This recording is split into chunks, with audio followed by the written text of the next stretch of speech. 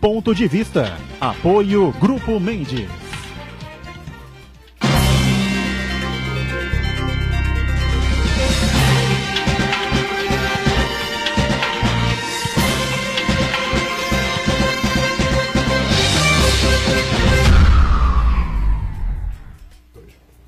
Olá, estamos começando aqui mais um Ponto de Vista, você sempre conferindo com a gente, acompanhando conosco de segunda a sexta, neste horário da 1h30 da tarde, horário do almoço e a tradição, né? E da tradição do debate político, discussões dos temas importantes aqui da cidade, não é? E temas que fazem a pauta aqui também da nossa região metropolitana. E sempre o debate e as opiniões a respeito dos temas de interesse nacional, que nesta quinta-feira, não é? Migram todos para um único caminho, né? A greve nacional dos caminhoneiros, que simplesmente está paralisando o país. Aqui pela região metropolitana, as informações que a gente tem são muito complicadas, muito sérias, muito graves. Praticamente 80% dos postos de gasolina, aí até um pouco mais, já sem combustíveis, só com cercadinho ali, né? O pessoal nem entrar, porque não tem gasolina, não tem diesel, não tem nem álcool mais, né? Praticamente. E a situação do desabastecimento, né? Em supermercados, em padarias, farmácias e essa coisa toda, né? Tá aí um dos graves resultados, né? Resultados complicados, né? Para a gente não investir nos últimos 60 anos, né? Em redes ferroviárias, né? Que poderiam fazer um trabalho muito mais barato, fazer essa interligação no país de uma maneira muito mais barata. Os caminhoneiros fazem esse serviço, fazem com competência, embora congestionando aí as rodovias, as estradas, até os nossos municípios, como a gente sabe muito bem, mas estão aí praticamente quebrando, né? E agora vamos aguardar a atuação do falecido governo Temer, né, a respeito dessa situação. Como é que isso vai virar, né? Que vai ser tomado? A decisão vai ser tomada como? Ontem foi aprovada a desoneração que os caminhoneiros pediram no Congresso, na Câmara, né? Não no Congresso, na Câmara, agora e parece que hoje vai ao Senado, aí o Senado tem que aprovar de qualquer jeito, o presidente tem que sancionar e jogar no Diário Oficial da União. Porque se não tiver no Diário Oficial da União, os caminhoneiros não vão interromper essa greve nacional. Enfim, vamos tocando a vida, recebendo com prazer aqui Eduardo Anunciato, Chicão, né? E ele que preside a Federação Nacional dos Trabalhadores em Energia, Meio Ambiente e Água, a FENATEMA. Prazer recebê-lo, tudo bem? Prazer é todo nosso. Edgar, a gente veio chegando aqui, a gente pode concluir o que você acabou de falar. Filas e filas na Anchieta, quase não consigo chegar. E os postos da gasolina... Você veio de São Paulo? Vim de São Paulo, túnel lotado. É uma coisa realmente impressionante, né? Mas temos que conviver, estamos convivendo aí com essa situação. Quem não conseguiu encher o tanque, como eu, se as distâncias forem curtas, vai a pé mesmo, né? O que vai se fazer, né? Fernando Chagas, nosso companheiro, cientista político, mais uma vez com a gente, participando e colaborando aqui com o Ponto de Vista. Tudo bem aí, Chagas? Tudo bem, né? Tudo bem, tudo bem. Com saúde, vamos indo, né? Olá, amigos, um abraço especial aos telespectadores, né? Mas fazendo uma análise rápida, uma análise técnica apenas técnica, né? De um lado, temos a Petrobras. Petrobras, para ela ter equilíbrio financeiro e orçamentário, ela precisa que os combustíveis aumentem pela cotação do dólar e pela cotação do barril do petróleo. Quando faz isso, quem paga a conta é o consumidor, é o supermercado que vai pagar a conta, principalmente nos alimentos. E nos alimentos pega justamente a classe de mais baixa renda. Para resolver esse problema, teria que desonerar a tributação incidente sobre o combustível. Se desonera a tributação sobre os combustíveis, o que ocorre? Aumenta o déficit anual do governo federal de 170 bilhões. E nós vamos pagar isso como? Normalmente se paga ou emitindo moeda ou emitindo títulos públicos. Isto aí vai quebrar a regra que nós já discutimos, a regra de ouro do orçamento. Também não pode dar o quê? Crime de responsabilidade e talvez teríamos um novo impeachment por pedaladas. E, por outro lado, a população fica refém. Eu não digo refém hoje, que eu vejo legítima da greve. Fica refém de um governo inoperante, que já deveria ter visto isto há muito tempo. Sabia que aumentar os combustíveis diariamente, ia aumentar, consequentemente, o custo das famílias, o custo do caminhoneiro, o custo do motorista particular. E o governo federal, por outro lado, sabia que não podia tirar a tributação porque aumenta o rombo, que já é muito grande, que é o grande problema do Brasil. Mais uma vez, a paralisia do governo levou a esse impasse. E quem paga? Paga toda a população, como o nosso amigo Chicão, que quase não chega no programa porque não tem combustível. É uma coisa realmente lastimável, né, que está acontecendo. Acho que é o tiro de misericórdia, né? No governo do ex-presidente Temer. Quando o cidadão está ali à beira da morte, mesmo encaminhado, já trêmulo, enfim, aí vai o sujeito lá, sabe aquela coisa dos filmes antigos, de grandes guerras da humanidade, o cara vai lá e até para questão de honra, né, vai dar o tiro na cabeça para o sujeito ter uma morte mais digna, não é? Eu acho que é um tiro de misericórdia, né? Antes do Santana, o governo, no meu modo de entender, Boturão, Chicão, telespectadores, acabou no dia 17 de maio do ano passado. Agora ele está sendo enterrado. É um governo que não tinha legitimidade, um governo que não tem força política. Quando dizem que ele tem força política no Congresso, ele tinha na negociação. Quando ele perdeu o poder de negociação, porque não tem mais como negociar, não tem mais recursos e nem cargos para negociar. Hoje ele é refém do presidente da Câmara, o Rodrigo Maia, que sapateia em cima do governo. Como fez ontem, aliás. Né? Como fez ontem. E o pior, se essa situação perdurar, vai aumentar a inflação. E a inflação pega todo mundo indistintamente. Embora a inflação não tenha muito fôlego, porque a recessão ainda é sentida, os efeitos da recessão ainda são sentidos, e também a ociosidade na indústria brasileira ela é muito grande e não dá para aumentar o preço dos produtos. É uma situação bastante complicada. E o Brasil está paralisado esperando o novo presidente. Não sei se o novo presidente vai ter capacidade de resolver todos esses problemas que estão perdurando aqui na nossa economia. E o Marcos Santana lá na ponta, atento sempre às redes sociais, aquilo que nós discutimos e debatemos aqui, transmitimos aqui do ponto de vista, e a sua participação sempre importante conosco também. Está com saúde aí, né, Santana? Tudo em bem, dia, né? tudo ótimo. Tudo ótimo. O tanque está cheio, infelizmente. Vou ver até quando. Cheio de ar, cheio de ar. Boa tarde a todos. Quero cumprimentar você em especial que nos acompanha ao vivo. Convidar você a participar do programa, mandando sua pergunta, crítica, sugestão, pelo Facebook, Ponto de Vista com a Liga Boturão, ou por e-mail, contato@pontoDeVista.tv.br. O programa também pode ser acompanhado ao vivo, também na internet, santaportal.com.br/tv.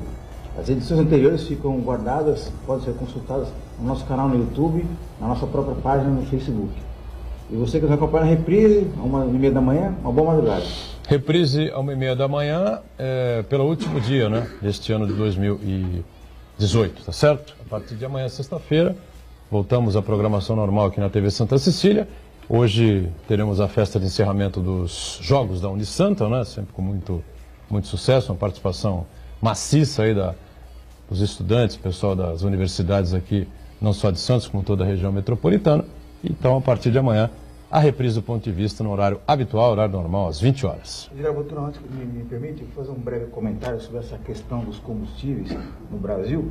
Eu não sou nenhum especialista como o Chagas ou várias outras pessoas, mas o assunto de energia me interessa bastante, então eu procuro pesquisar bastante. Então, o que nós estamos vivendo isso aí é um reflexo da política desse governo que entrou, comandada pelo Pedro Parente, o presidente da Petrobras, que mudou drasticamente como se comandava a questão da energia, o petróleo em especial no Brasil, né? Em outubro de 2016, foi mudada a política de preços para fazer com que o preço do combustível no Brasil acompanhasse o mercado internacional. O equilíbrio orçamentário e financeiro. Mas, na verdade, acho que o reflexo desse problema que nós estamos vivendo hoje, o combustível a R$9 em alguns postos de combustível, aí, o óleo diesel, um aumento de quase 30%, 8 aumentos sucessivos em apenas 2 semanas. Isso é um reflexo de uma decisão política do presidente da Petrobras de priorizar a importação de derivados do petróleo em vez de utilizar as refinarias brasileiras. O Brasil tem 17 refinarias, sendo que 13 são da Petrobras. A Petrobras é responsável por 96% do refino do Brasil. O problema é o seguinte: uma decisão do presidente da empresa 25% dessas refinarias estão ociosas. E o Brasil passou a importar muito mais óleo diesel e gasolina de outros países. Pra vocês terem uma ideia, a importação de diesel aumentou 62%. A importação de diesel dos Estados Unidos aumentou 360%, apenas de um ano para 2016 para 2017. Oi, estou sem som? Tá com o mic normal, o Santana? Tá? Ok, toca a bola então. Fechar o comentário. Tem uma informação aqui Então, que o microfone não estaria funcionando. Tá certo, tá tudo certo, né? O som tá bom? Perfeito.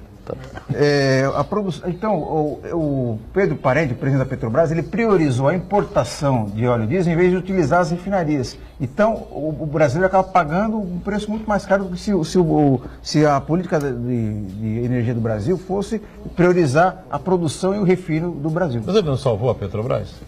Mas me permite fazer um comentário em cima do que o Marcos falou? Tudo isso gera emprego lá fora e tira emprego aqui dentro. Vamos colocar isso daí, eu como sindicalista não poderia deixar de citar isso aqui. E em cima do que o Fernando também colocou, nós temos um problema, né, que a gente tá avaliando aqui o efeito, né, e num dado momento a gente contorna a causa. A causa, no meu ponto de vista, Edgar, é a política econômica mesmo que foi colocada.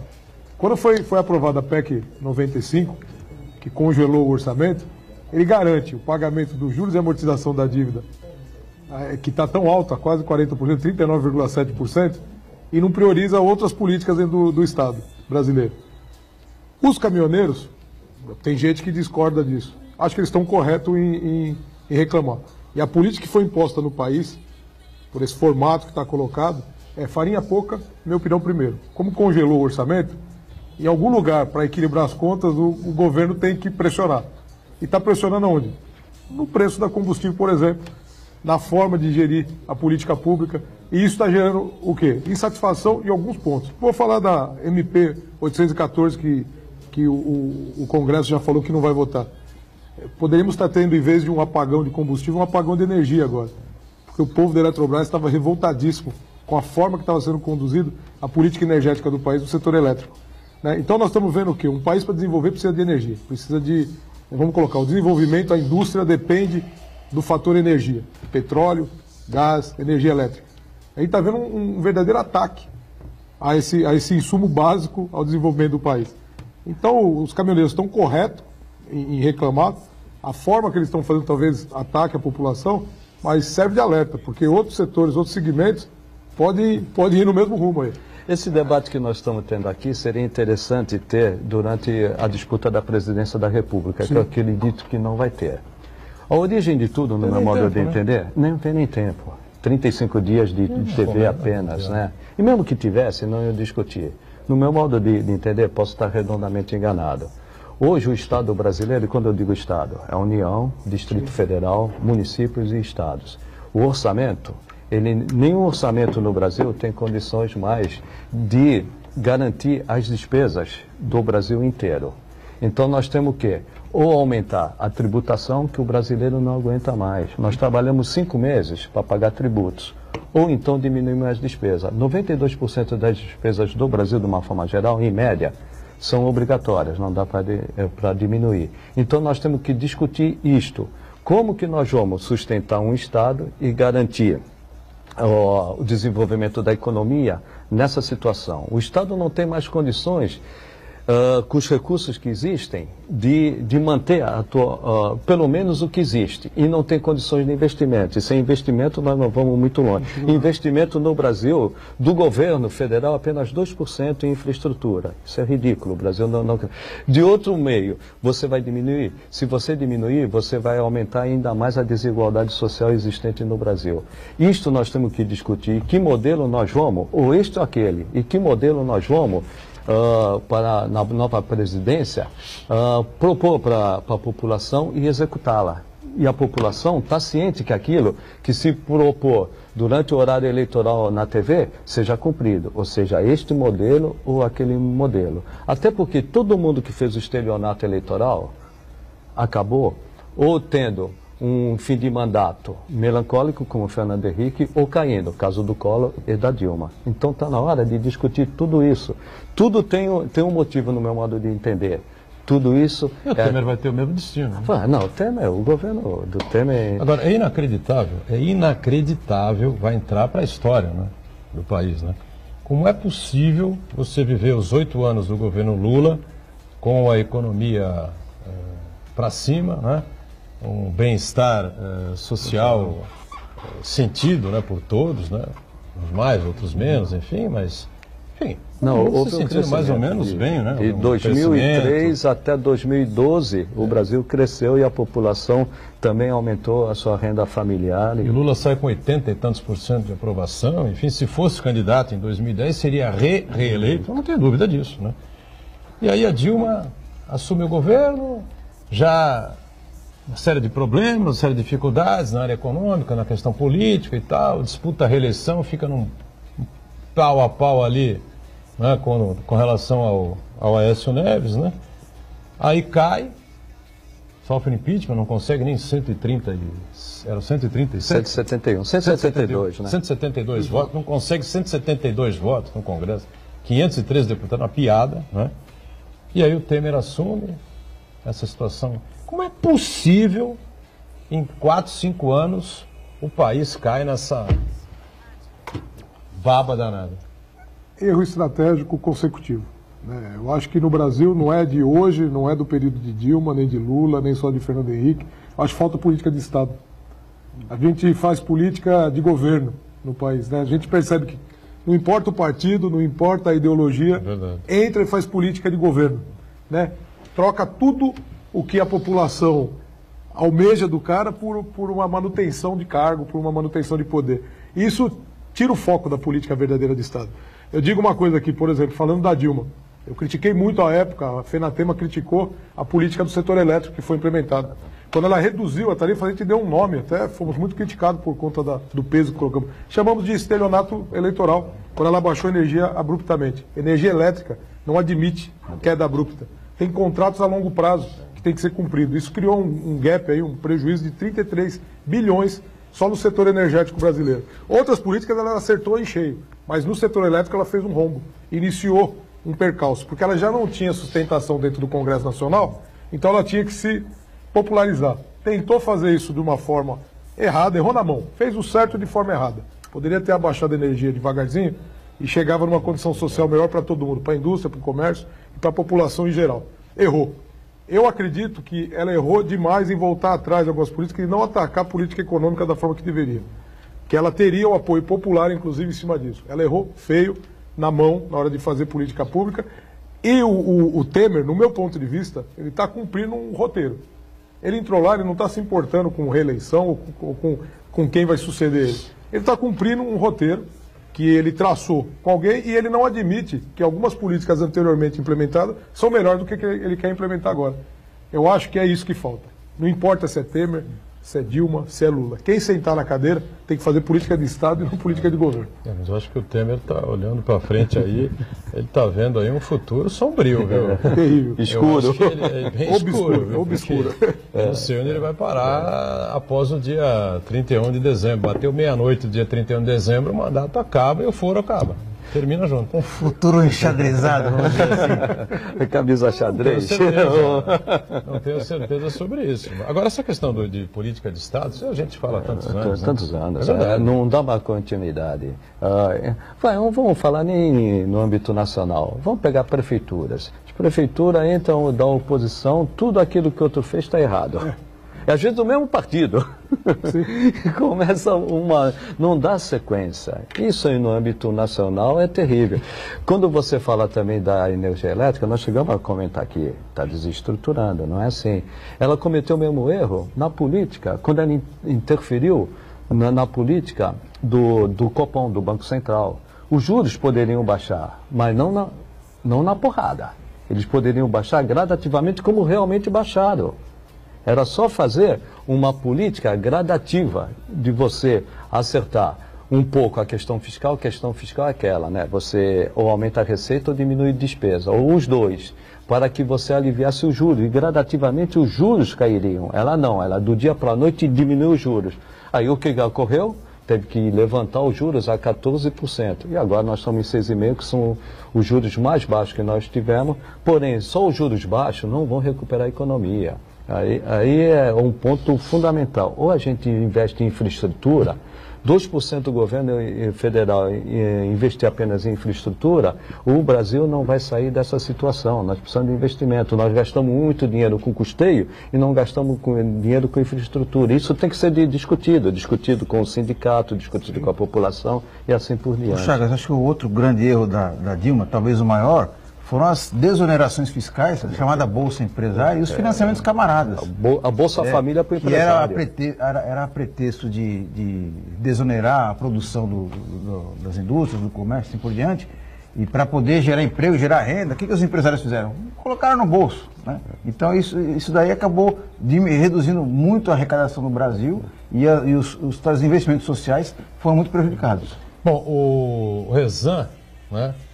Aqui da Baixada Santista, o sindicato envolve aí os proprietários de postos de gasolinas, enfim, o Sindicombustíveis, Rezan, a entidade patronal, sindical, né, representa os postos aqui da região aí, Baixada Santista e Vale, fez um levantamento na quarta-feira, ontem, né, dia 23, com 27 dos associados. Essa informação que nós temos ainda, hoje deve estar fazendo um outro levantamento, provavelmente no final da tarde, enfim, eu recebi isso aqui ontem, no final da tarde.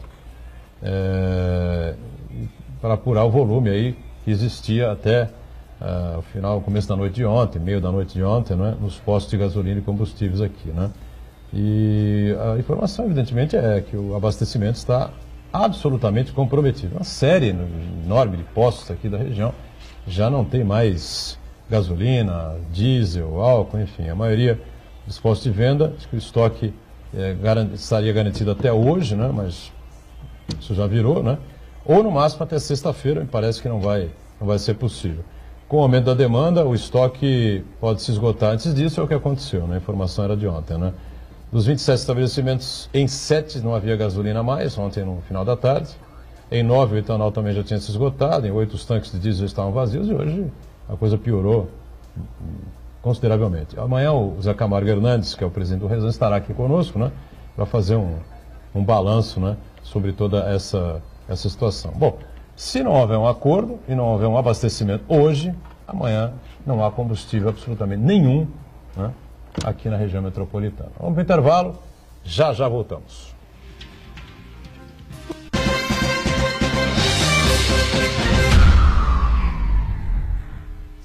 Existe um lugar em Santos onde você encontra os empreendimentos mais fascinantes da região. Um lugar amplo, aconchegante, feito para oferecer o melhor atendimento para você. Um lugar que reúne as melhores opções residenciais e comerciais nos bairros mais nobres de Santos. Um lugar que a gente nem precisava dizer, porque você já sabe. Central de Vendas Grupo Mendes, Rua Guaiaó 55, Aparecida. Venha fechar um bom negócio para abrir as portas do seu novo lugar. Hoje, encerramento dos Jogos da Unisanta. Ao vivo, às 7h15 da noite, você acompanha as finais do basquete masculino, futsal feminino e, na sequência, a grande final do futsal masculino.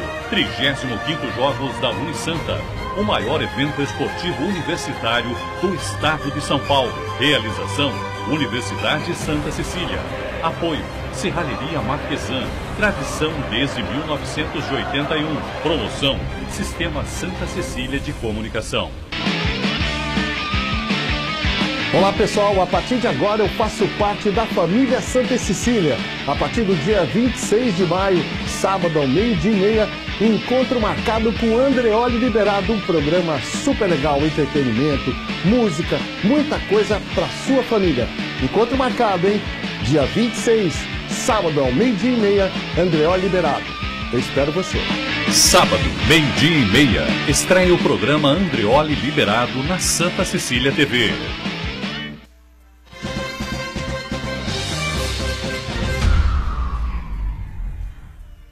Totalmente. Na verdade... Muito bem, voltamos. Sequência aqui do Ponto de Vista. A gente conversando aqui com o Eduardo Anunciato, Chicão, Eu não vou nem pedir para ele explicar, porque o apelido é antigo, né? A pessoa deve estar em casa e falar, pô, um cara chama Eduardo, o apelido é Chicão, né? Ele deve ser parecido com algum Chicão, né, da vida, sei lá. Mas depois, se tiver tempo, ele explica. O presidente da FENATEMA, Federação Nacional dos Trabalhadores em Energia, Meio Ambiente e Água, Chagas conosco, o Marcos Santana também, né? Bom, aí a gente entra naquele ponto, né, o Chicão, de que o Estado não oferece educação de qualidade, saúde de qualidade, segurança pública e cuida do meio ambiente como a gente cuida do, sei lá, para não falar coisa feia aqui, tá certo? Mas aí fica essa questão das empresas. Por que a Petrobras tem que continuar sendo uma empresa estatal? Por que a Eletrobras deve continuar sendo uma empresa estatal? Por que não privatiza tudo e não cuida daquilo, do básico, do essencial, né, para que a população mereça? Eu queria ouvir você a respeito disso, claro. Enfim, né? Eu vou dar um exemplo, inclusive sobre essa questão da privatização, que está próximo aqui. Você já deve ter escutado falar sobre a Cava de Santos.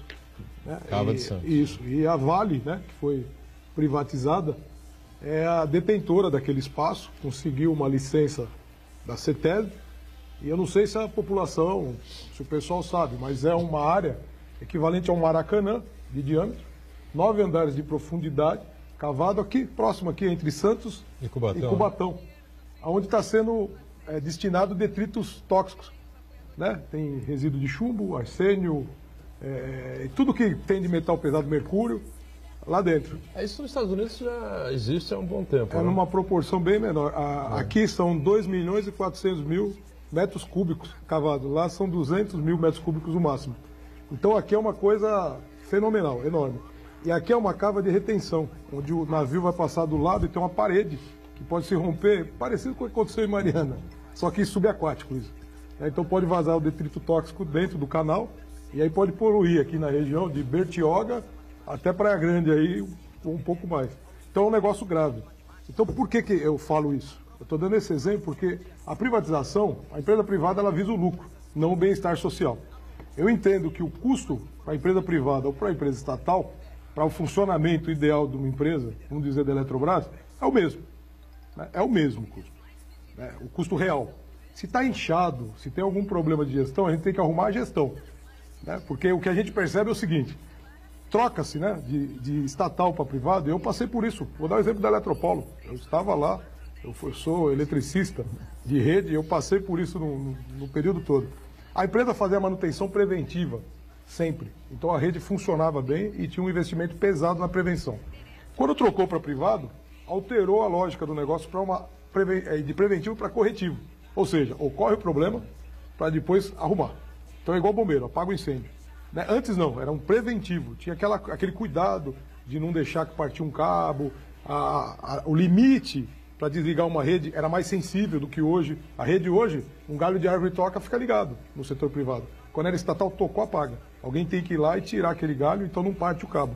Então tem alguns cuidados que a estatal tem muito maior que o privado. O privado visa o lucro e maximização do lucro. Esse, no meu ponto de vista, é o mais grave em setores estratégicos. Eu até acredito que tem setores que podem sim ser privatizados, mas não como é feita as privatizações do Brasil. Né? A Eletrobras, só para constar, estavam pedindo uma empresa que vale em torno de 370 bilhões, estavam colocando algo em torno de 20 bi num leilão. Então isso é um absurdo do ponto de vista. Quer vender? Então vende por 370 bi. Né? E não por 20, porque senão é preço vil. Né? E quem perde é a população que os nossos impostos construíram esse patrimônio público. Né? Então acho que o que a gente deve cobrar, isso é um ponto de vista, é gestão séria. Porque, via de regra, ninguém confia mais na gestão pública. Mas privatiza e as pessoas continuam as mesmas. Eu posso afirmar isso para você. Eletropaulo privatizou e os gestores continuaram os mesmos. Só mudou os acionistas. Então não é uma questão... É o Estado ser mais sério no país. Como a gente falou no outro bloco aqui, é política de Estado e colocar pessoas sérias nos lugares certos. Colocar técnicos nos lugares certos. O que eles vêm fazendo hoje, aí é um desespero de causa. Como o orçamento da União está comprometido, eles estão aceitando qualquer coisa para tapar o buraco. É para fechar a caixa. Só que uma hora acaba as empresas. E se não corrigir os erros políticos do orçamento, uma hora não vai ter mais terra para tapar esse buraco. Então é um ponto de vista que eu defendo da manutenção, porque essas empresas bem administradas geram superávit, e isso entra para o Tesouro. Eu vou dar um exemplo aqui. Estão vendendo a Eletropaulo em São Paulo no leilão, agora, nos próximos dias, e estão colocando lá, a empresa deve valer em torno aí de 5 bi e meio a 6 bi. O Tesouro Nacional tem 8% da empresa. O BNDES Par tem 18% da empresa. E eles estão quietinhos, como se a empresa não... Se eles não tivessem participação na empresa nessa venda. Por quê? Porque eles querem fazer caixa. Mas aí eu te pergunto, quem é que faz gestão pública com um pulso firme, né, com austeridade, né, e com honestidade, com firmeza, e como você está pregando aqui? Mário Covas fez, em São Paulo, fez uma revolução, né, na gestão pública do Estado de São Paulo, pegou o Estado completamente destruído por duas gestões temerárias de Orestes Quercia, que Deus o tenha, e do Luiz Antônio Fleury Filho, né? Uma tragédia, 2 folhas atrasadas, mais 13º, não tinha dinheiro em caixa, a União tomou o Banespa, né? Lembra dessa coisa toda, né? Fez das tripas coração. Geraldo Alckmin segue rigorosamente o ritual do Covas, né? O Estado funciona com pulso firme, com correção, as empresas têm a cobrança correta, procura se colocar lá os gestores de melhor qualidade. Mesmo assim, a coisa, olha, caminha ali com uma dificuldade danada. Mas aonde no Brasil você encontra gestores e governantes desse tipo, assim, desse calibre, que tem coragem, peito, né, e ousadia para levar a coisa dessa forma? O Covas, para implantar esse tipo de sistema no Brasil, botou a cabeça na guilhotina. Quase que ele não vai para o segundo turno, no processo de reeleição, né? Aí bateu de frente com o Maluf, para a sorte de todos nós, ganhou. E se o Maluf ganhar aquela eleição de 98, tudo que o Covas tinha feito em 4 anos ia para um chamado buraco. Ele ia gastar o que tinha e o que não tinha para tentar ser presidente da República, entendeu? Eu não sei. Você arruma gestor assim aonde? E tem mais, só para acrescentar, Chicão. Nesse Congresso que nós temos, e que deve ser reeleito, ao contrário que a população quer, na realidade, esse Congresso ele vai voltar. Talvez seja o menor índice de renovação desse Congresso devido à reforma eleitoral.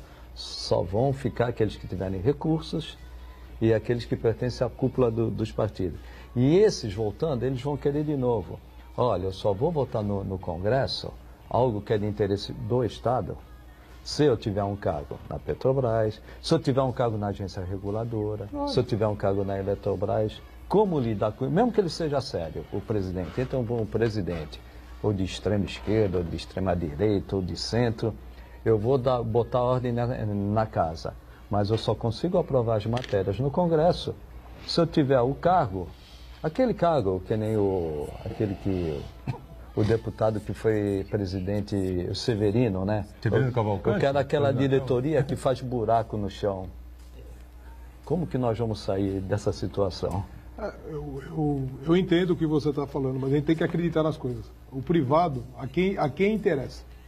O setor privado, a quem interessa. Porque é um erro falar que a gestão pública erra, e o privado acerta. Eu concordo com o exemplo está aí. A gestão erra também. Eu acho que serviço público, o serviço público, a gente tem que medir a qualidade. A qualidade e o custo disso, né? As estradas melhoraram, ok, todo mundo queixa do pedágio caro. A telefonia não é verdade o que é falado sobre a telefonia. Mudou a tecnologia. Nós tínhamos um sistema analógico, passou a ser digital, então não tinha mais o custo da rede, por isso que conseguiu maximizar. Agora, o setor elétrico. De pronto, nós temos um descolamento da inflação de 275%. No custo da energia elétrica para a população. A energia mais cara do mundo, a brasileira. É a mais barata para se gerar. O Estado tem que ser e é mais cara. Né? Então, aí tem o custo da regulagem que a gente tem, esses políticos, como foi colocado. Então a solução é a população, diferente do que o colega, o Fernando, falou, se atentar a isso. E aí eu não quero legislar em causa própria. Eu sou pré-candidato, eu quero falar isso até porque o que eu vou falar aqui corresponde. Tem que sim medir a qualidade das pessoas que vão entrar no próximo congresso lá, e substituir por técnicos, por pessoas dos setores que vão discutir o setor e fazer a política que a gente tanto cobra de Estado, né? E cobrar porque não adianta, foi o que você falou bem, se colocar um bom presidente lá, uma boa presidente, e deixar o mesmo Congresso que está lá, tem que negociar com o Congresso. não tem solução. tem que ter pessoas que acreditam na nação. Agora, se essas isso que empresas tem que ter. todas estiverem privatizadas, o cara vai pedir cargo lá na empresa que pertence ao grupo tal, não sei o quê? Como? O presidente vai ligar Esse é o grande problema das estatais no Brasil, a né? privatização e dizer para o presidente da empresa, precisa de uns cargos. Como precisa de uns cargos aí? Se vira aí com esses caras aí, meu. Não tem cargo nenhum aqui, não. Aqui tem que dar lucro, tem que ter resultado, entendeu? Eu acho o seguinte, eu não sei porque que o Estado, certo, tem que ficar responsável pela geração de petróleo. Por que a Petrobras tem que ser estatal? Eu nunca entendi isso, sinceramente, né? Eu acho que as maiores empresas petrolíferas do mundo não são estatais, né? Que eu me lembro, que eu tenha conhecimento. E acho que a regulamentação do preço, do serviço que é apresentado, das cavas aqui, eu acho que o Estado tem que regular e fiscalizar o que a lei diz, né? Agora manter essas empresas, Me permitam. depois do que nós passamos, depois de tudo isso que veio à tona, né? Com as gestões aí temerárias aí do que fez o próprio PT, do que fez o MDB, o PP, enfim, absolutamente ninguém no Brasil acredita na seriedade dessas empresas. Me permitam. Um ponto de vista perfeito. Essa lógica é o que está permeando as discussões no Brasil. Mas vamos pensar da seguinte forma. A empresa privada ela tem que fornecer o serviço de qualidade. Vamos em tese. O serviço tem que ser de qualidade e atender a população corretamente. A um preço justo. Tem que ter profissionais competentes ali, então o custo seria o mesmo. Só que tem um diferencial, o privado tem que ter um lucro, além do investimento necessário para o desenvolvimento de tecnologia, para a manutenção do sistema, e não importa qual empresa seja. Se tem um diferencial, que é um naco a mais aí nesse custo, que é o lucro, só isso já justifica o Estado. O Estado não precisa desse lucro, ele precisa sim das reversões e investimento que já tem que estar dentro daquele orçamento. Então eu digo o seguinte, isso eu posso afirmar, o privado é mais caro do que o Estado. O problema no Brasil o erro é os gerência gestores. política nas estatais. Então é isso que tem que ser fazem tratado. não só o cabide de empregos e tal, a ineficiência, que as pessoas estão lá, se acomodam ali, parece que é um direito divino, e a eficiência fica escanteada. Os contratos, que muitas vezes são feitos com fornecedores ineficientes para agradar o padrinho e assim por diante. Agora, o que a gente tem que ficar atento é esse processo de sucateamento das empresas, nessa pecha de tudo que é estatal não presta e tal. Um exemplo muito claro é o caso dos Correios. Os casos dos Correios, além da ingerência política que teve durante muito tempo, nesse governo do Michel Temer, ele vem sendo sucateado propositalmente. O número de funcionários caiu 30%, e o número de entregas dobrou. Então, quer dizer, como é que você quer que uma empresa você não tem dinheiro para fazer feira? Mas veja só, Edgar, como é que você quer que a empresa seja eficiente? Entregando o dobro com 2/3 de funcionários. Você não tem dinheiro para fazer feira, você não tem R$100 no bolso para fazer feira. Mas é que tá, Edgar, vai manter uma empresa estatal, ela pode ser eficiente, pode ser lucrativa também. Mas aonde? Mas tem que ter... Na Suécia? Na gestão. No Canadá? Nos Estados Unidos? Nos Estados Unidos, porque eles não querem saber disso. Mas temos exemplos no Brasil. A Embrapa é uma empresa estatal. Me permite dar um exemplo? Super eficiente. Marcos, me permita dar um exemplo? Vamos voltar na Eletrobras, que foi a pergunta original. A Eletrobras só teve prejuízo naquele período de erro de mão da Dilma. Foram 2 anos de prejuízo, o restante foi tudo superávit. A empresa é superavitária. Agora, para justificar a venda, serve até como denúncia isso que eu vou falar aqui. O presidente da Eletrobras colocou um aumento abrupto em toda a diretoria. Ele está esfacelando a gestão dentro da empresa para justificar à população essa privatização. A empresa é superavitária. Com todos os problemas de gestão que existe lá, ela poderia ser muito mais superavitária, até concordo. Nós, do movimento sindical, a gente discute o acordo coletivo na Eletrobras, por exemplo. Tem questões dentro do acordo coletivo que nós estamos dispostos a discutir para reduzir, inclusive, alguns benefícios. Os trabalhadores estão dispostos a discutir para salvar a empresa se o problema é na gestão. Coisas antigas, históricas que estão ali, que talvez podem ser mexidas. Os trabalhadores estão se colocando à disposição para fazer isso. E aí vem o gestor, e em vez de topar esse diálogo de salvação da empresa, ele quer aumentar o salário da diretoria. Isso cria uma animosidade, essa que você colocou aqui. Tem que privatizar mesmo, porque a empresa está mal gerida, está ruim. Mas quem colocou esse cara lá para fazer esse cenário negativo? Não vai continuar assim sempre. Para vender. E a quem interessa a venda. Né? A quem interessa a venda? Quem vai lucrar com essa venda? A questão do lucro, Chicão, Tem a agência reguladora. Qual o papel da agência reguladora? Não é verificar também os preços administrados? Claro. Só que a agência reguladora volta de novo. Aquilo que devia ser essencialmente técnico, acaba sendo a indicação político. Do PP, do PR e de uma pessoa que não tem o mínimo conhecimento. Tá certo, eu sou o Marquito, teu amigo, sabe? Eu sou há 38 anos da gestão pública. E sei que a gestão pública pode ser eficiente. Mas como ser eficiente quando você fica refém da política? E quando você, isso eu concordo contigo, quando você transfere para a iniciativa privada, eles buscam somente o lucro, mas teria uma agência reguladora. E a agência reguladora no Brasil também não funciona. Qual é o mínimo que o cidadão tem que levar para a sua família? Fazer o supermercado, né? Encher o armário ali do supermercado, as compras, encher a geladeira, tá certo? Se você não tem condição, não tem 100 mango para ir na feira, como é que você vai comprar a pizzaria que o outro lado diz que está querendo vender, enfim, chegar para tua mulher e falar, eu vou comprar a pizzaria, fala, cara, não temos nada em casa, tem que procurar um emprego, ou um bico para tu fazer, tá certo?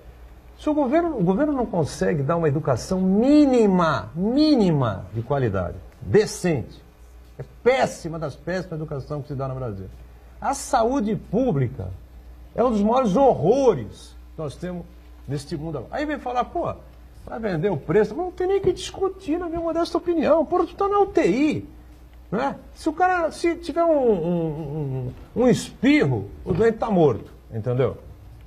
Sabe? Vende a casa, vende o prédio, vende tudo para salvar o doente. E daí você tenta, dali para frente, ter uma vida saudável fazendo o mínimo. No Brasil não faz o mínimo, tá certo?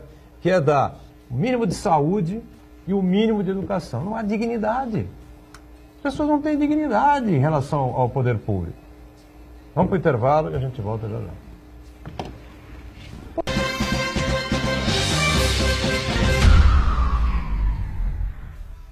Existe um lugar em Santos onde você encontra os empreendimentos mais fascinantes da região. Um lugar amplo, aconchegante, feito para oferecer o melhor atendimento para você. Um lugar que reúne as melhores opções residenciais e comerciais nos bairros mais nobres de Santos. Um lugar que a gente nem precisava dizer, porque você já sabe. Central de Vendas Grupo Mendes, Rua Guaiaó 55, Aparecida. Venha fechar um bom negócio para abrir as portas do seu novo lugar.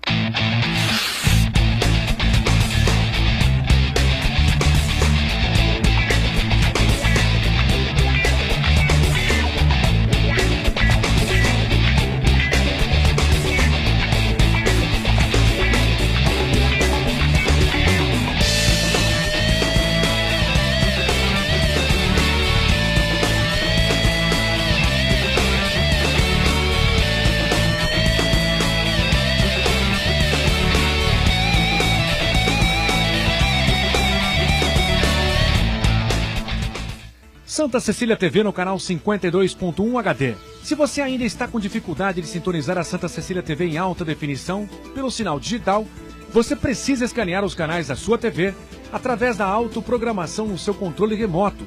É bem simples e você sintoniza os nossos programas com qualidade digital, de imagem e som, sem pagar nada por isso. Santa Cecília TV 52.1. Escaneie e sintonize a maior programação regional da sua TV em alta definição.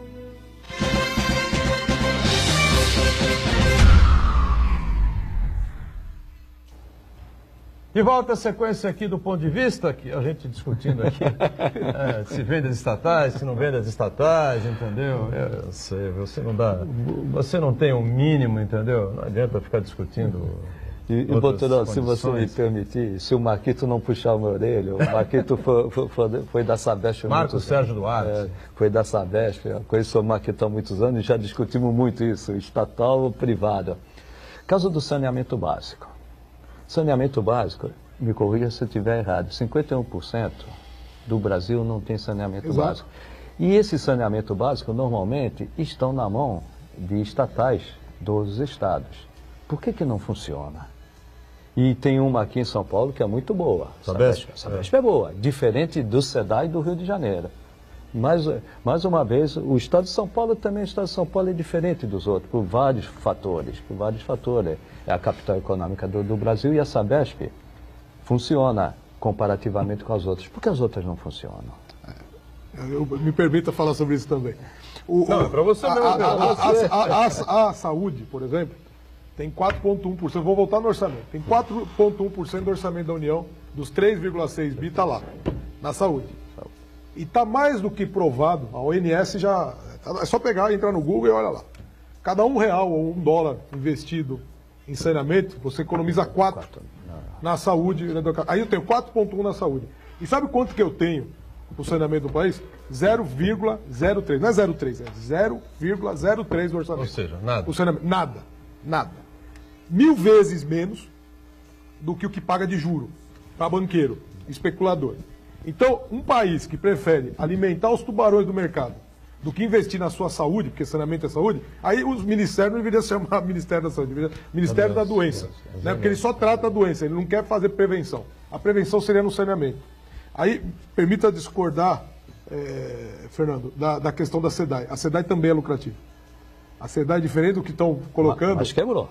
Não, ela não está quebrada. Não, ela quebrou, agora ela tem se recuperado. Na verdade... Não vou dizer que ela quebrou, ela tinha um déficit grande. Isso, mas ela tem um recebível que o governo federal não pagava, que era suplementar, passava do valor que ela tinha de endividamento. Então, na verdade, o governo estava sugando ela. Agora está tendo uma discussão muito forte sobre isso. Como ocorreu no estado de São Paulo. Para reverter os valores. Então... Inclusive, eu era contra a privatização do Banespa, mas o Banespa também foi isso. Não era o Banespa que estava quebrado. Não, tinha uma dívida aí. Quem quebrou o Banespa foi o Quercia. Mas só para não perder o raciocínio do saneamento. O saneamento é fundamental para a nação, é fundamental para qualquer... A saúde. Nós estamos aqui, eu estava comentando isso hoje com o Marquito, nós estamos aqui, a cidade original do Brasil, São Vicente, aqui do lado, tem palafita. O pessoal faz suas necessidades dentro da água ali. Não tem o saneamento para aquele povo ali. Aqui do lado, nós temos um polo industrial como esse aqui, falar que não tem condição de investir, tem. Mas aí as políticas públicas dividem o orçamento de uma forma que privilegiam certos segmentos da sociedade e jogam no buraco outros segmentos da sociedade. Então, no meu ponto de vista, o Brasil tem jeito. Isso que a gente está discutindo na privatização, para mim, não é a solução. Eu não vendo minha casa para pagar minha dívida, né? Porque a casa é tudo para a gente lá. A gente vai pôr alimento, tudo. O conforto nosso a gente não dá por... E essas empresas têm condição de fazer a economia ser pujante do país. Não foi assim. Elas foram construídas, não foi para dar prejuízo, elas foram construídas para dar lucro. E por muitos anos deram lucro. Até hoje dá lucro. Tudo bem, pode ter ingerência lá dentro, má gestão, corrigir o que está errado. Saúde, educação e segurança pública, já falei no bloco anterior, com a PEC 95, o candidato que você vê falando que vai resolver isso daí, sem revogar essa questão da PEC 95, vai revogar. Tá mentindo. Chicão, tá mentindo. Seguindo o teu raciocínio. Essas áreas vai ter que revogar. Em 70, senão não funciona nada. Em 70, as estatais foram as grandes responsáveis pelo desenvolvimento do país. Nós temos um desenvolvimento equiparado à Coreia do Sul. Sim. Hoje a Coreia do Sul continua crescendo e nós temos um PIB pífio. Mas, seguindo o teu raciocínio, que pode estar completamente correto. Mas hoje, caso mesmo do INSS, o INSS, a Previdência Pública, não quebrou hoje, quebrou lá atrás. Só que nós precisamos consertá-la hoje e para o futuro. Um Estado que tem 170 bilhões de déficit anual, geral, a União, e precisa investir. Como que nós vamos sair desse nó? E nós não podemos aumentar tributo. E nós não podemos diminuir. Esse número é real. Em média, 92% do orçamento do poder público do Brasil é para despesa de custeio, você não consegue diminuir. Como nós vamos sair desse nó? Olhando o futuro. É isso que eu cobro dos candidatos à presidência. Como que nós vamos até usar essa estratégia tua? Voltar às estatais. Sim. Mas como nós vamos voltar às estatais se nós não temos recursos públicos para investir? Vou te dar um exemplo aqui. O agro é tudo, né, no país? O agro é tudo, né? O agro é pop, o agro é tudo. Aí a gente vai lá, pega a nossa produção em Mato Grosso, atravessa o estado de São Paulo, passa por todos os polos industriais que tem em São Paulo, Araçatuba, para colocar dentro de um container aqui o commodity, a matéria-prima, para mandar para outro país. Aí beneficia a matéria lá, traz de volta para a gente pagar preço de ouro. O café da Alemanha. Isso, que não tem um pezinho de café na Alemanha. Né? A laranja que sai lá da região lá de Jaú, ali atrás de Bauru ali, e vai embora Araraquara, vai embora, prepara o suco e manda para o Brasil dentro de caixinha. Vamos lá. Política pública. Tudo que sai daqui tem que ter um beneficiamento antes de sair do país. Se todo mundo precisa dos commodities do país, da carne do país, da soja do país, de tudo que tem no país, política pública. Tudo que passar por um polo industrial vai ter que ter um beneficiamento aqui dentro. Isso gera riqueza, engrossa as nossas divisas e a gente vai sair desse buraco que a gente está. Agora, os caras trabalham o inverso. Pega o barril de petróleo aqui, manda o nosso petróleo a 60 centavos para fora do país, para ele refinar lá fora, gerar desemprego aqui, e depois a gente compra. Mas vem cá, por que você acha que isso não aconteceu nos últimos 500 anos? Porque a gente discute isso, e só de mídia eu tenho quase 30, 27, 26, então a gente debate, discute esse tipo de coisa. Esse exemplo do café da Alemanha é uma coisa aviltante, é uma coisa assim inacreditável que acontece, né? E ninguém faz. Você teve, ó, os militares não fizeram, o Sarney não fez, o Collor muito menos, o Itamar pegou todo o presidente que entra para o Brasil destruído, né? Essa é a grande questão. Menos a Dilma, né? Ela não podia dizer que pegou o país arrebentado com o Lula saindo com 80% de aprovação, 90% de aprovação, sei lá. Mas tinha que ter feito um grande ajuste fiscal no país para recomeçar mais à frente, enfim, não fez coisa nenhuma, brigou com todo mundo, enfim. Mas ninguém segue essa política de Estado que você fala. Nós estamos encalacrados com o seguinte, nós temos um funcionalismo público que tem estabilidade e eu não consigo reduzir esse aspecto. Se eu não consigo atacar, vamos lá, se eu não consigo atacar no meu custo, eu tenho que ampliar minha receita. Isso que eu falei agora há pouco é isso. Eu tenho que investir no desenvolvimento de tecnologias aqui dentro, e nós temos profissionais competentes no Brasil para isso. Nós temos a matéria-prima, nós temos a indústria. O estado de nós estamos falando do estado de São Paulo. O estado de São Paulo tem mais de 20 polos industriais aqui com capacidade de transformação e agregar valor na mercadoria que a gente manda para fora do país. Então nós temos a condição de fazer a lição de casa. O que falta é a vontade política. E aí a vontade política se faz com política. Aí, hoje, eu não sei quem que criou essa estratégia de negar a política no país, né? Eu acho que pessoas boas, pessoas inteligentes como essa mesa aqui, o Dória, por exemplo, tem que participar da política. Negar política é negar a realidade. É negar a realidade. Negou a política e abandonou a prefeitura, né? E demonstrou que, na verdade, era um mau político. Era um mau político. Não, e fora da política não tem solução. Esse é o grande problema. A pessoa se veste de gestor e diz que não estava na política, sempre esteve na política, esteve na Paulistur. Se veste de gestor, vem, fica 15 meses, sai e critica os políticos. Só que fora da política, nós não temos solução. A solução é política. E nós estamos destruindo um pouco que resta de credibilidade da política. Não tem dúvida. Claro que... E sem política, não adianta, sem política nós não vamos resolver. E mesmo aquele que lidera as pesquisas sem o Lula, ele se diz um não político, mas ele está na política há uns 4, 5 mandatos, se não me falha a memória. 5 mandatos. Então nós temos que resgatar, Chicão, principalmente isso, né? Mostrar para a população que é pela política que nós vamos sair. Como resgatar isso? Eu acho que é chegar nesse debate, como você está fazendo, chegar para as câmeras e falar, olha, a solução é essa ou essa, e praticá-la quando chegar lá. Só que eu volto naquela questão. Marcos, quando você pegar esse congresso que vai ter pouca renovação, ele vai querer de novo aquela diretoria da Petrobras que faz buraco. Claro, diga, Santana. 2 participações aqui. Primeiro, o Uriel Vilas Boas, ele pergunta o seguinte: o empresariado influi, ajuda a eleger parlamentares do executivo e são consumidores, inclusive de combustível. Por que estão calados agora diante da greve dos caminhoneiros? Não para pressioná-los, mas para apresentar propostas racionais na área econômica e, claro, social, no sistema legislativo e executivo nacional. Posso responder? Os empresários, eles ainda têm uma gordura, como ele fala, para não repassar o preço. Eles aguentam. O caminhoneiro autônomo, o trabalhador, o motorista autônomo de caminhão, este não tem mais como passar e não tem mais como sobreviver. Quebrou, né? Então, são 2 polos totalmente diferentes. O trabalhador, o motorista de caminhão está quebrado e não tem como repassar. O empresário, ele ainda tem essa gordurinha, ele não vai repassar e ele vai segurar isso aí, esperando as eleições. E uma outra coisa, hoje de manhã na Rádio Bandeirantes, volta 8h30, 15 para as 9, um dos coordenadores do movimento, você ouviu? No Jornal da Bandeirantes, gente, né?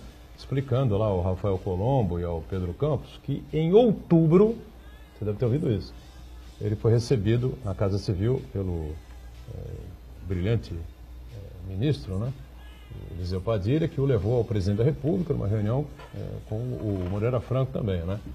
e apresentou a situação, falou que estava todo mundo quebrado e a coisa tinha que ser resolvida de alguma maneira, enfim, né? Os impostos precisavam ser revistos rapidamente, e aí pediram a ele que, então, apresentasse uma solução de compensação, né? A gente vai perder por aqui, você precisa apresentar uma saída para cá. Ele levantou e falou, agradeço vocês, entendeu? Mas eu vim aqui para sair com uma resposta. Não vim aqui para ser questionado. Eu não tenho que resolver isso que vocês estão pedindo. Vocês têm que resolver o nosso problema. O país vai para outubro, nós estamos em maio. Final de maio já, né? 7 meses. 7 meses depois, né? Ou seja, o governo foi levando, esticando a corda, até que a corda estourou. Tem mais alguém, Santana? Isso, o Alessandro Santos, corroborando o que o Chicão disse, Fernando Henrique vendeu a malha ferroviária por uma ninharia e ela foi abandonada pelas empresas vencedoras. O resultado, hoje o país é totalmente dependente das rodovias e sensíveis aos preços dos combustíveis. O país é dependente das rodovias desde o JK, né? Que tomou essa decisão 50 anos em 5, foi muito em cima da indústria automobilística, né? Agora, para falar um pouco de política, Chicão, você é filial do PCdoB, não é isso? PCdoB. E nós temos a candidatura, ou pré, né, da Manuela Dávila, que é uma deputada do Rio de Janeiro, à presidência da República, né? Essa candidatura realmente se sustenta, ela vai até o fim mesmo, vai disputar a eleição, há possibilidade aí de composições, como é que você está vendo isso? Só uma correção, ela é do Rio Grande do Sul. Ah, do Rio Grande do Sul. Rio Grande do Sul. A Manuela, sim, a gente tem conversado com ela e ela está disposta a ir até o final e o partido está apoiando totalmente isso. Aliás, no mandato anterior, parcela dos militantes do partido já apoiava uma candidatura própria do partido. Mas por questões políticas houve um rearranjo e o partido acabou apoiando historicamente o PT.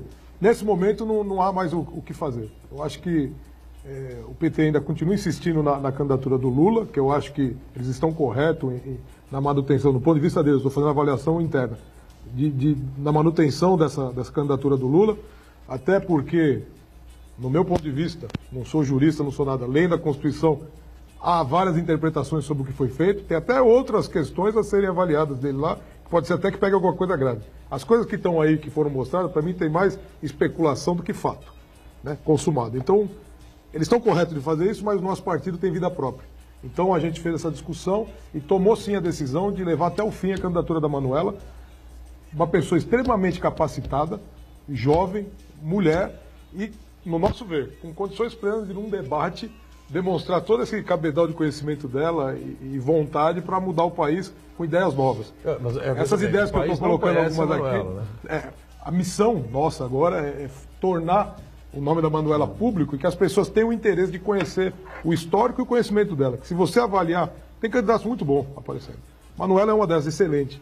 Agora, o que não dá é para ficar nessa polarização política no país, sabe, de bem e mal, azul e vermelho, coxinha e mortadela, e a gente não pensa no país, fica pensando, querendo degradar o nosso oposto no ponto de vista ideológico, ao invés de olhar o cidadão, histórico do cidadão, que às vezes tem muito a contribuir para o país. Mas você acredita, Chicão, nesse debate, nós vamos ter debate de proposta ou vamos continuar de novo a mortadela e o coxinha? Aliás, dividiu o Brasil de tal maneira. Um dos problemas do Brasil, esse problema político, o Brasil está extremamente rachado. Nós não temos hoje adversário, nós temos inimigos. Eu te xingo e tu me xinga. É uma bobagem.